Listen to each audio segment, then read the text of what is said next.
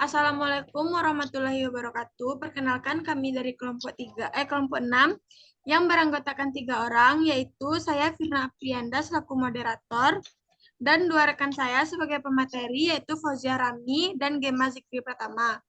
Baiklah, kali ini kami akan menyampaikan materi tentang penyelenggaraan sistem pendidikan nasional. Materi pertama akan dibacakan oleh rekan saya, yaitu Fauzia Rami. Kepada Fauzia Rami dipersilakan. Baiklah, terima kasih kepada moderator. Kali ini saya akan menyampaikan materi yang pertama, jalur, jenjang, dan jenis pendidikan. 1. Jalur pendidikan. A. Jalur pendidikan sekolah. Merupakan pendidikan yang dilaksanakan di sekolah melalui belajar mengajar secara berjenjang dan bersenambungan. B. Jalur pendidikan luar sekolah. Merupakan pendidikan yang bersifat kemasyarakatan yang diselenggarakan di luar sekolah melalui kegiatan belajar mengajar yang tidak berjenjang dan tidak bersinambungan. 2. Jenis pendidikan nasional. Merupakan suatu tahap dalam pendidikan berkelanjutan yang terdiri dari berdasarkan tingkat perkembangan peserta didik serta keluasan dan ke dalam bahan pengajaran yang terdapat dalam Undang-Undang Dasar RI Nomor 2 Tahun 1989 Bab 1 Pasal 1 Ayat 5. A. Jenjang pendidikan dasar. Pendidikan dasar diselenggarakan untuk memberikan bekal dasar yang diperlukan untuk hidup dalam masyarakat berupa pengembangan sikap, pengetahuan, dan keterampilan dasar. Lanjut, B. Jenjang pendidikan menengah. Pendidikan menengah yang lamanya 3 tahun sesudah pendidikan dasar diselenggarakan di SLTA yang berfungsi sebagai lanjutan dan perluasan pendidikan dasar. C. Jenjang pendidikan tinggi. Merupakan lanjutan dari pendidikan menengah yang diselenggarakan untuk menyiapkan peserta didik menjadi anggota masyarakat yang memiliki kemampuan akademik, profesional yang dapat menerapkan, mengembangkan, menciptakan ilmu pengetahuan, teknologi, dan keseimbangan. 1. Akademik merupakan perguruan tinggi yang menyelenggarakan pendidikan terapan dalam suatu cabang atau sebagian cabang ilmu pengetahuan, teknologi, dan kesenian tertentu. 2. Politeknik merupakan perguruan tinggi yang menyelenggarakan pendidikan terapan dalam sejumlah bidang pengetahuan khusus. 3. Sekolah tinggi merupakan perguruan tinggi yang menyelenggarakan pendidikan akademik atau profesional dalam suatu disiplin ilmu pada bidang tertentu. 4. Institut merupakan perguruan tinggi yang terdiri sejumlah fakultas yang menyelenggarakan pendidikan akademik profesional dalam kelompok disiplin ilmu yang sejenis. Lanjut yang kelima, universitas merupakan perguruan tinggi yang terdiri dari sejumlah fakultas yang menyelenggarakan pendidikan akademik atau profesional dalam sekelompok disiplin ilmu tertentu. 3. Jenis pendidikan nasional. A. Pendidikan umum. Merupakan pendidikan yang mengutamakan perluasan pengetahuan, keterampilan peserta didik dengan pengkhususan yang diwujudkan pada tingkat-tingkat akhir masa pendidikan. Yang terdiri pendidikan umum adalah SD, SMP, SMA, dan universitas.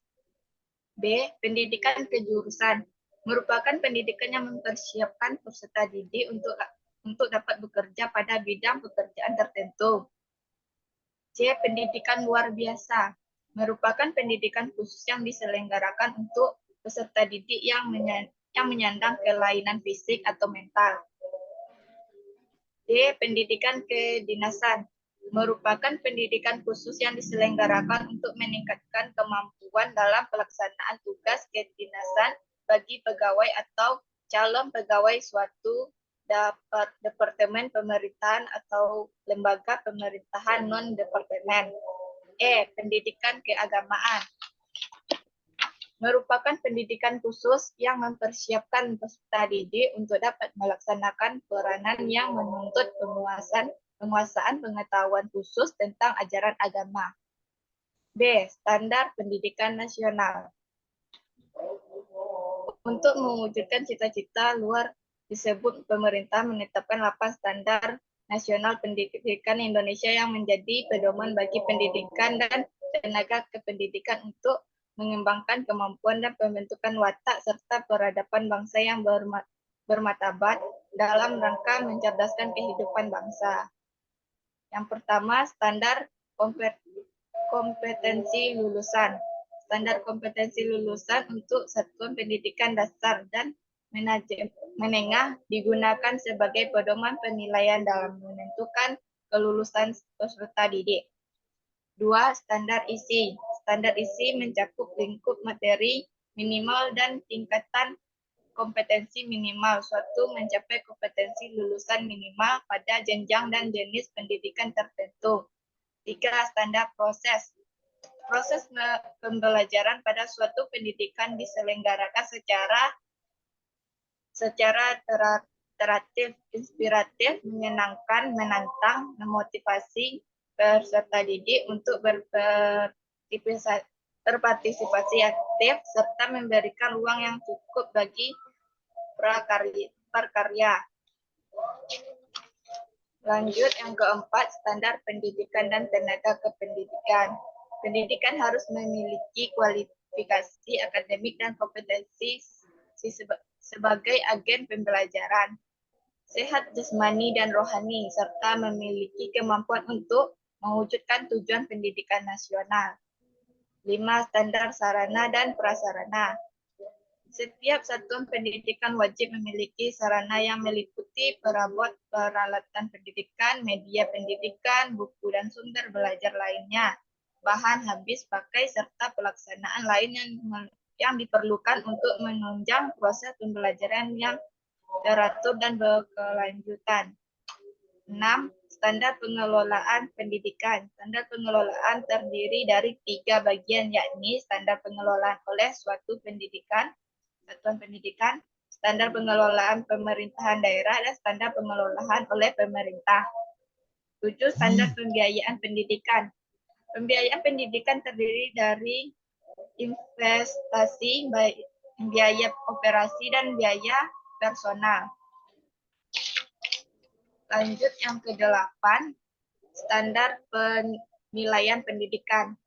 A. Penilaian pendidikan pada jenjang pendidikan dasar dan menengah ke atas. 1.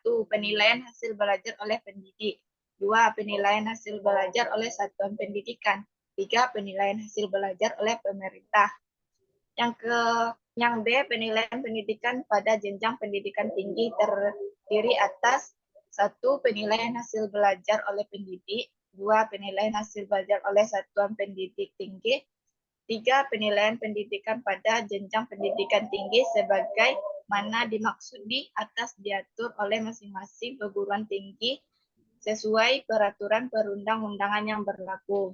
Baiklah, sampai sini penyampaian pemateri saya. Saya kembalikan lagi kepada moderator.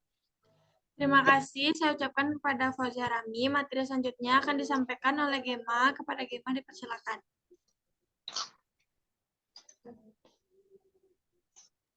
Baik, saya akan lanjut sama materinya. C. Dasar, isi, tujuan, dan prinsip pendidikan nasional. 1. Dasar pendidikan nasional. Yang dimaksud dengan dasar di sini adalah sesuatu yang menjadi kekuatan bagi tetap tegaknya suatu bangunan yang atau lainnya, seperti pada rumah atau gedung. Maka pondasilah yang menjadi dasarnya. 2. Tujuan pendidikan nasional. Tujuan pendidikan nasional adalah mengembangkan dan membentuk watak serta peradaban bangsa yang bermartabat dalam rangka mencerdaskan kehidupan bangsa, agar berkembangnya potensi terdidik, agar menjadi manusia yang beriman. 3. Prinsip penyelenggaraan pendidikan nasional. A. Pendidikan nasional diselenggarakan secara demokratis, dan berkeadilan serta tidak diskriminatif, dengan menunjung tinggi hak manusia, nilai keagamaan, nilai kultural, dan kemajemukan bangsa. B. Pendidikan diselenggarakan sebagai satu kesatuan yang sistemik dengan sistem terbuka dan memiliki makna. C. Pendidikan diselenggarakan sebagai suatu proses pembudayaan dan pemberdayaan peserta didik yang berlangsung sepanjang hayat. C. Pendidikan diselenggarakan dengan memberi keteladanan, membangun kemauan, dan mengembangkan kreativitas peserta didik dalam proses pembelajaran. C. Pendidikan diselenggarakan dengan mengembangkan budi daya membaca, menulis, dan berhitung sebagai segenap warga masyarakat. Baiklah, terima kasih kita ucapkan kepada Gema. Selanjutnya kesimpulan yang akan saya bacakan, yaitu dari penerapan di atas dapat kita simpulkan bahwa sistem pendidikan nasional adalah kesatuan integral dan sejumlah unsur pendidikan yang saling berpengaruh, terarah kepada pencapaian tujuan pendidikan yang menghasilkan keluaran atau tamatan yang berkualitas demi kemajuan bangsa dan negara. Sistem pendidikan nasional juga memiliki tujuan dan fungsi, di mana kita sebagai penerus bangsa harus mewujudkan sistem tersebut agar bangsa kita menjadi bangsa yang maju dengan pendidikan yang berkualitas dan dapat melahirkan generasi bangsa yang cerdas. Penyelenggaraan sistem pendidikan nasional tersebut juga ditunjukkan dengan pengajaran dan perkembangan iptek, sehingga semua itu menjadi satu kesatuan yang saling melengkapi. Sekian presentasi dari kelompok 6. Salah dan janggal kami ucapkan maaf. Assalamualaikum warahmatullahi wabarakatuh.